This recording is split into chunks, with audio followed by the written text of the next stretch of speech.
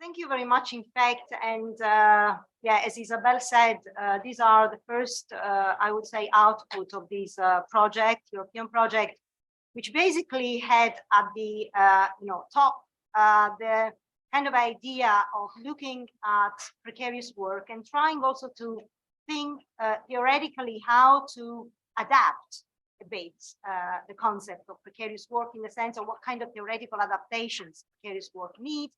Now, we will not tackle this issue here in this panel, but we have a paper which has been recently published, co-authored with Glenn Morgan, on West work employment and society for people who might be interested in looking at the way how we are proposing also to link work and home when we think about precarious work from a theoretical point of view.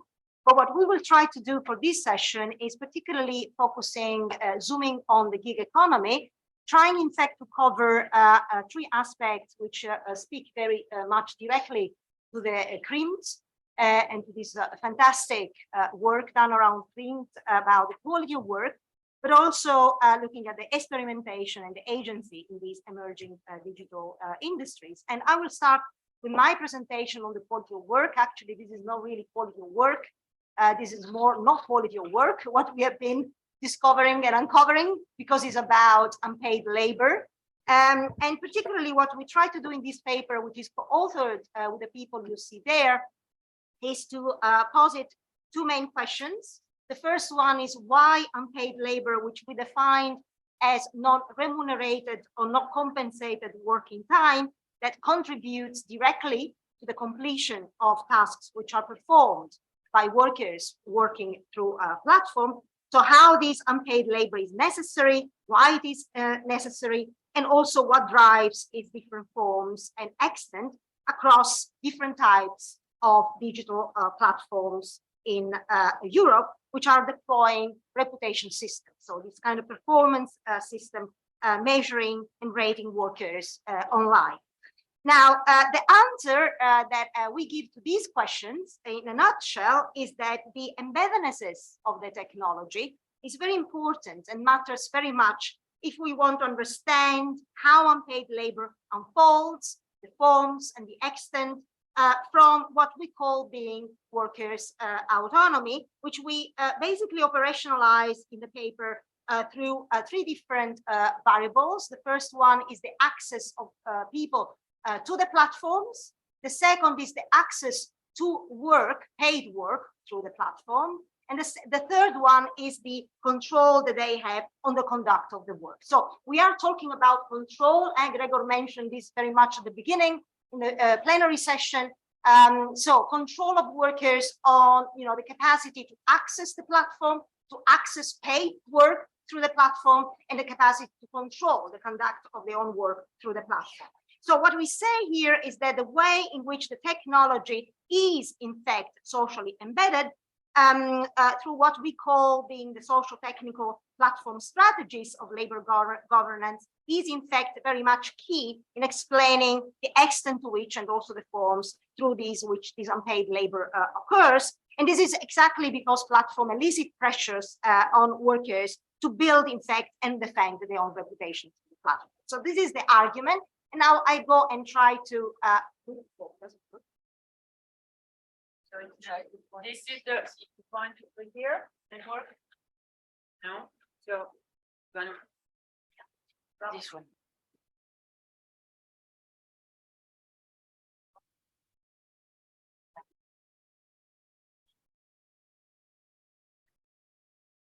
Yesterday, when you. Oh yes, now it works. Yeah.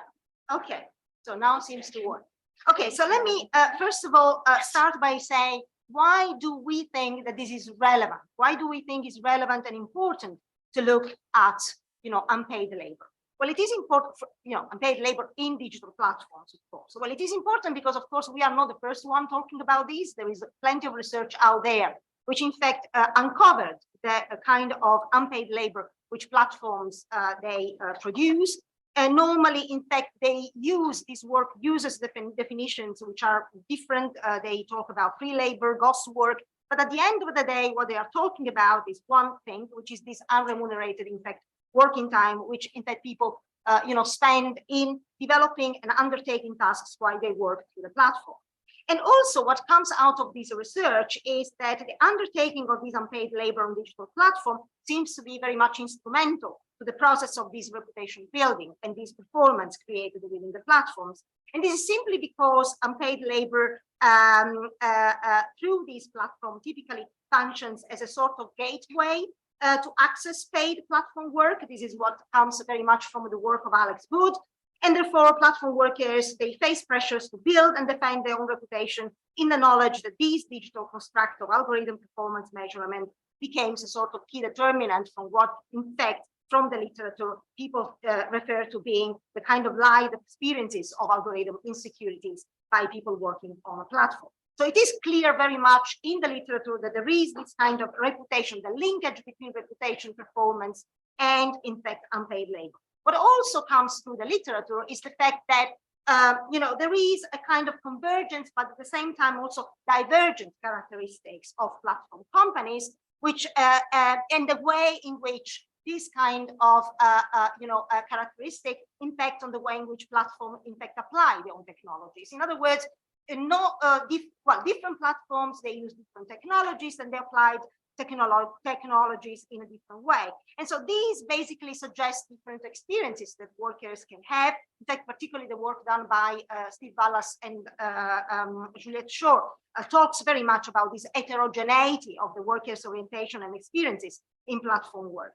So at the end of the day, just to make it a bit short, so we see that there is a variety of platforms, but what actually in the application of this technology, at the same time, we know that technology are linked to unpaid labor. What is not clear here is how pressure for undertaking this kind of unpaid labor is generated in a context of these different modes of reputation building. And this is exactly what we try to do in the paper. So we propose in the paper theoretically to overcome the binary understanding between unpaid labor and reputation system by looking at how differences in the design, particularly and the application of the technology, reflecting various sort of embedded way and explain different ways in which unpaid labor unfolds through the kind of experiences of workers' autonomy. Now, these are in fact the research questions, as I mentioned before. So they come from what I've been underlining until now in terms of what exists there in terms of a theory about, in fact, digital work and unpaid labor. And I'm not repeating here because these are in fact what I've said before. Now, how do we go along? Particularly, why do we focus on workers' autonomy and what we think that this workers' autonomy is important? Well, we think our workers' autonomy is important because there is a lot of research, particularly in the sociology of work, talking about the impact of technology and the way in which this impact builds upon a this rich tradition in the sociology of work regarding the technology being not neutral. And this is particularly, I want to mention here, the work of Jacques Bélanger was very, and has been, and still it is, very important and inspiring for this kind of assumption.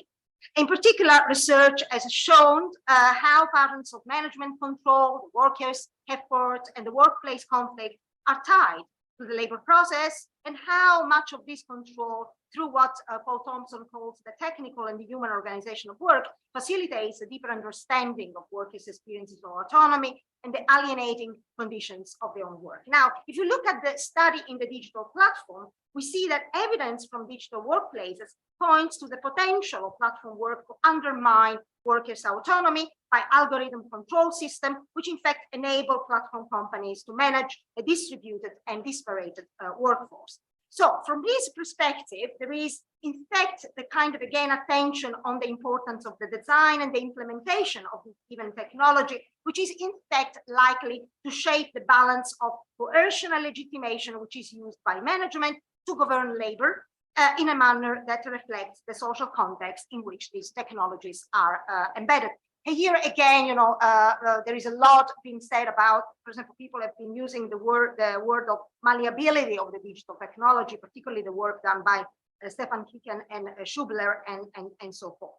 So how then do we move with that? Well, the study we have conducted is designed, or has been designed indeed, to interrogate those aspects of labor governance that are constitutive of the socially embedded character of the digital technology and relate them to this idea of unpaid labor. And here we have been very much building upon the work of Michel Burawoy about the concept of workplace regime, and also the work done by Sorensen and Kallenberg in 1981, which in fact was a sort of analysis of how firms match person to jobs and tasks. Now, of course, this is a study done when digital platforms were not there, but we found it quite interesting because he provided us a kind of an analytical tool in terms of how can we categorize the kind of regime in which platforms in fact embed this technology and how this technology then impacts on unpaid labor. And here particularly, I want to mention these, two concepts, the open and the closed regime, which is in fact coming from the work of Sorensen and Kallenberg, and that we use in our analysis. Particularly these two authors, they distinguish between this open and closed relationship on the basis of two aspects of the worker autonomy, which they define as worker control over the access to the job and the control over the job activities or the conduct of their own work. And this is exactly what we use in our operationalization of these workers' autonomy. But of course, we also recognize the fact, and I'm sure that you would perhaps agree with us, that accessing platform doesn't mean to access paid work. And this is where the majority of this unpaid labor comes through. And this is what I will show to you in a minute. So mostly what we see here, what hypothesize is that the greater the worker autonomy, the more open is the social dimension of the labor governance. Okay, so I have to run here. In terms of methodology, let me say very quickly, well, we have been using two different methods, if you like, on complementing each other. This is a kind of, comparative research design where we have been, first of all, using interview narrative, interview stories of workers. We have been interviewing workers, but also interviewing management where possible in this platform. And we have been using also audio working diaries to kind of really get a clue about, this kind of time which is used and which is in fact spent by people working on this platform. And we have been actually working across 4 different platforms, and the names are disclosed here. Now, let me start with the first platform, Deliveroo. Deliveroo is a kind of model of open. Why is it open? Because it's an open regime of workers' autonomy in the sense that the openness here refers to the fact that there is free access of people to the platform, meaning the workers can freely enter and exit the platform when they want, and whenever they want, and they can be even inactive on the platform without being sanctioned.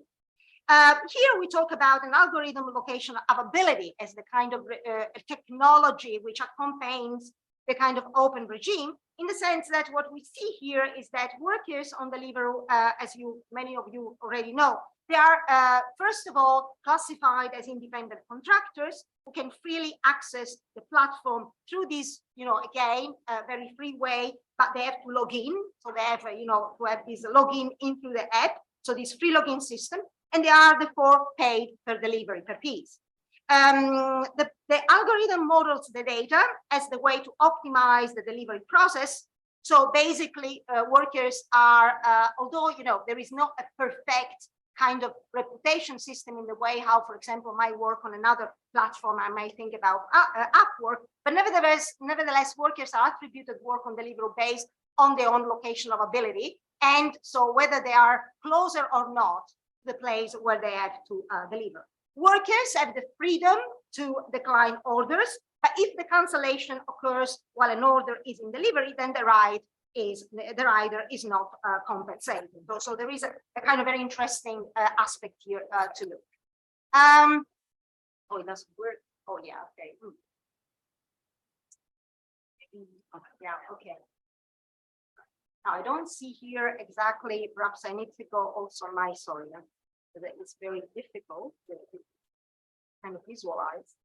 But what I want to point here is that now, if we look at how these operations of the algorithm availability in Deliveroo works, well, this is a slide where you can see, in fact, we have been measuring the autonomy of those workers, the way how they have been telling to us whether they are autonomous or not. Of course, workers, they experience a lot of freedom, and this is reflected in the autonomy related to access to platform work, which is 86%. But when we go and look at the autonomy related to access to paid work on the platform, you can see that it's very low. It's about 80, it's about, oh. No. Yeah, okay. It's about 10%. And also we have a lot of very low level of autonomy on the other sort of control over work activities. So what does it mean? This, as I said before, at the end of the day, particularly these two arrows show you the difference which pops up in terms of unpaid labor. So in the diaries, it was very clear that, you know, the most prevalent element of unpaid labor, which is done by these people related to their own working time, because of the lack of orders, is very high on the level of 64 reported %. Now, if we move into yellow, yellow is a very interesting case as well. It's an online labor market platform, what we see here is that accessing the platform, the access is free. Now, I don't know whether I will be able to, I'll do my best. So there is no reputation system on yellow, which means that people are not assessed on their own reputation, or at least despite the fact that reputation might be there formally, but people don't get access to paid work because of their own scores. So, and what also we can see here is that there is a possibility for workers to move in and out the platform, get, you know, kind of increase their own portfolio in terms of capabilities, and therefore to get work also outside the platform as well. And what we also see here in terms of task conduct, we see that it's characterized by freelancing having control, in fact, over working time, pay, and task development, which was, in fact, not exactly the situation in Deliveroo. How all this translates in terms of numbers, you can see here a lot of autonomy reflected, related to the access to work outside the platform, and also autonomy related to access to platform in terms of having the possibility to access and exit to the platform. And also in terms of the other forms of control over activities the workers they have, here we see, in fact, a lot of you know, high numbers which are reported regarding yellow. So this is particularly reflected then into a kind of you know, very high level of not doing unpaid, unless we look at the compulsory unpaid breaks. So people report doing compulsory unpaid breaks on yellow. The freelancer says, you know, we are not remunerated here, but they also report that this is not related to the platform per se, but this is normal for a freelancer. Freelancers normally have never, you know, been remunerated for their own breaks. So this is not linked to the specificity of the platform. Now, if you look very quickly, I want to give an image about the takeaway situation. Takeaway is a platform where we see that the access to the platform is not free. It doesn't work like Deliveroo. Work is attributed based on shifts. People have allocated shifts on the platform. And they're also, in most of the cases, well, when we collected our time, workers were not really classified workers. But now more and more Takeaway has been engaging in, you know, concluding agreement also, sometimes even with the unions, and trying there to pay workers based on these agreement which exists. So these people are in fact classified as employees. Also, what we see here is that the task access is also governed through management, in the sense that workers are attributed shift. But if there is, by, you know, their own reputation, based on their own reputation, if they work good, they do, if not, not. But at the end of the day, if they have problems, they can go to the management who is present there, and this was not the case in Deliveroo, and they can resolve their own problems directly with management. So there is a kind of human relation there, human presence on the platform, which mediates the kind of relationship between the management and the platform and the worker and the client. And also we see in terms of task conduct, it's characterized by control over working time, deployment and timing of tasks, and relative control over pay. Now, how this translates in terms of numbers, you can see here, particularly the interesting here, and I would just go back to the, well, let me show this, because this is very important. I mean, the autonomy that Takeaway workers report working on Takeaway is completely different. We see a lot of very high level of autonomy in terms of related to access to paid work. So as soon as they get on the platform, they get, because of the shifting system, pay, which in fact means that they don't do a lot of unpaid, as well as delivery workers they do. I will jump Upwork because I don't think I have the time to do that, unfortunately. But I want to just go, to the conclusion. So what we can conclude here? Well, first of all, we conclude that unpaid labor, in fact, there is not this kind of, if you like, a deterministic relationship between unpaid labor and performance. It depends on the kind of technology, and particularly depends on whether this technology is human related, human mediated or not. We see that this matters a lot in terms of the way in which workers report doing unpaid on the platform. And here, very important, in fact, is what we call being the social technical strategies of labor governance and the implication that they have for workers' autonomy, which explains, in fact, the forms and the extent of unpaid labor undertaking on platform. So this open and closed, if you like, workers' autonomy regime in the way how has been showed, Deliveroo, for example, and Yellow being open and Takeaway and Upwork, which I didn't have the time to present, being closed. But what is also very important here to mention is the fact that workers, depending on the regime which is applied and depending on the nature of the work that they do, they are better off in closed or open, which is quite interesting. In other words, misclassified workers, riders working in food platforms, they are better off in closed platforms, so Takeaway, even in situation, in fact, where this employee relationship didn't apply. Whereas for the online platform workers, we see that they are better off in open, where they have the capacity to compete in the way in which they do. So apparently interesting here enough, we uncover also the nature of the, if you like, misclassification of workers through platform. And we also, try, kind of link it to some understanding of precarious work on the digital platform, which I don't have the time to speak on, but perhaps you might be interested in the paper. Thank you very much.